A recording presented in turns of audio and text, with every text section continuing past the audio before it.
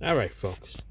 There's a 2016 Ram 2500 ProMaster van. Right, we're gonna reset the oil life light. Now on this car, it does not have it on because this guy just was still doing his oil changes by mileage. But you need to reset it anyway because you don't want the customer to come back saying that the oil change required light comes on. These are pretty simple. It reminds me of the GM ones. Basically, you're going to turn the key on without without starting the car.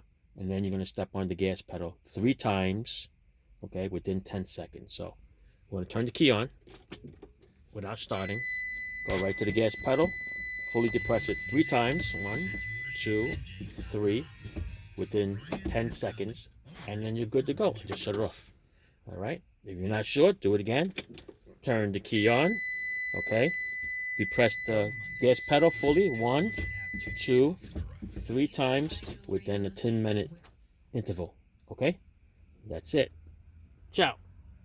Ice on the road. Yes, it's freezing here.